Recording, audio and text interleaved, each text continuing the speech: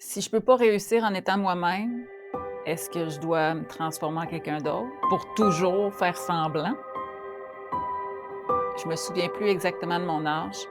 J'avais 7 ans, peut-être 8. J'avais un petit geste là, que je faisais avec ma main. Je sais pas pourquoi je faisais ça, mais j'ai l'impression que c'était sûrement pour me calmer, comme si j'essayais de dénouer quelque chose que j'avais en dedans. Ce geste-là me donnait un repère sans avoir encore les mots. Je ressentais dans mon corps comme si le poids que j'avais sur les épaules se dissipait. Un jour, je l'ai fait devant une amie. Elle m'a regardé comme si j'étais bizarre. « Qu'est-ce que tu fais là? » Comme si j'avais fait quelque chose de mal. Puis juste comme ça, j'ai compris que c'était pas correct d'être différente.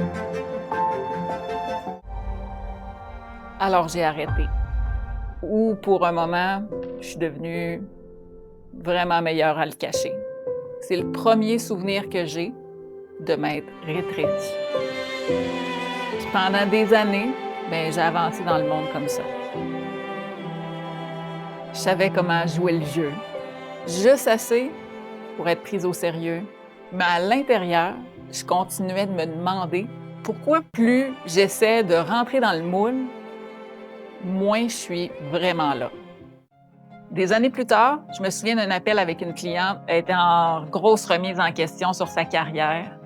Elle se préparait pour une entrevue dans un poste de direction. Puis elle me dit « Je sais ce qu'ils veulent entendre, je le sais juste pas, moi, ce que j'ai envie de dire. » Et là, j'ai senti mon ventre se serrer parce que je le connais, ce moment-là. Celui où on comprend que pour avancer, on a dû se déguiser. C'est là que j'ai su. Je veux plus aider les gens à sonner professionnel. Je veux les aider à sonner vrai, avec clarté, avec force, sans s'excuser. Donc aujourd'hui, je travaille avec des professionnels neuroatypiques qui se reconnaissent plus dans le moule, mais qui n'ont jamais perdu de vue leur ambition. Ils sont talentueux, ambitieux, ils sont tannés d'avoir l'impression de toujours devoir s'expliquer, même devoir s'excuser d'être eux-mêmes, devoir ajuster leur ton, leur posture, leur intensité. Ils veulent évoluer, ils veulent être choisis. En étant eux-mêmes, je le connais ce monde, je l'ai vécu.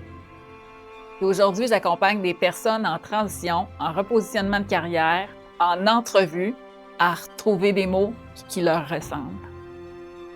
Pas un pitch fake, mais une vérité solide.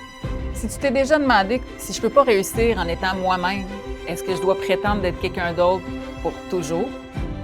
Alors ceci est une invitation à cesser de te cacher.